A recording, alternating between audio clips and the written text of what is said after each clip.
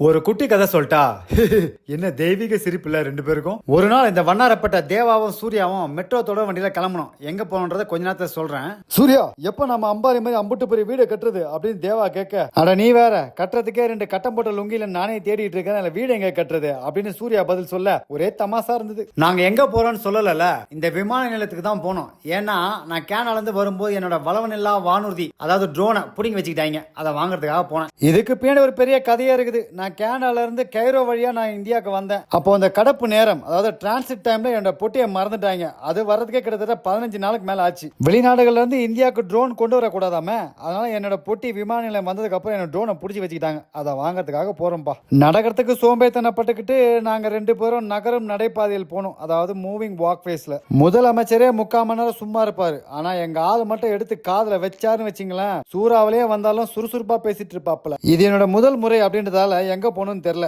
சரி, முதல்ல இந்த பாதுகாப்பு காவலர் கிட்ட போனேன். அவர் அங்க போக சொன்னாரு. அடுத்து இந்த அவுரி விமான நிறுவனம், அதாவது இண்டிகோ ஏர்லைன்ஸ். அவுரினா கருநிலம்பா, அது ஆங்கிலத்துல இண்டிகோ. அங்க போய் வரிசையில வந்தியத்தேவன் மாதிரி காத்துட்டு இருந்தேன். அப்போ ஒரு அழகான அக்கா கூப்பிட்டு நம்ம கிட்ட பேசிச்சு, இது இங்க இல்ல, கீழே போனோம் அப்படின்னு. சரி, அடுத்துக்கு போ. அங்க போய் ஒரு 1/2 மணி நேரம் நின்று இருந்தேன். அந்த அவுரி ஊழியர் வந்து நம்ம கிட்ட தகவல்லாம் வாங்கிட்டு, இன்னொரு நுழைவு வாயிலுக்கு போங்க, அங்க எங்க ஆளுங்க வந்து கூட்டிட்டு போவாங்க. என்னங்கடா அது, நான் இன்னைக்கு நடந்த நடப்புக்கு நாடாளுமன்றமே போயிருக்கலாம் போல இருக்குது. அவ்வளவு தூரம் நடந்தேன் இன்னைக்கு. இன்னொரு நுழைவு வாயிலுக்கு போற வழியில நிறைய ஓவியங்கள்லாம் பண்ணிட்டு இருந்தாங்க. விமான நிலையத்தை அழகுபடுத்துறாங்க போல இருக்குது. அழகுபடுத்துறதெல்லாம் சரி, இதை ஒழுங்கா பராமரிக்கணுமே, இல்லைன்னா ஓவியங்களே ஓன் அழுவும். அப்புறம் அவங்க சொன்ன இடத்துல போய் உட்காந்துட்டு இருந்தோம். ரொம்ப நேரம் உட்காந்துட்டு இருந்தோம். அடுத்த குட்டிகளை சொல்றேன்.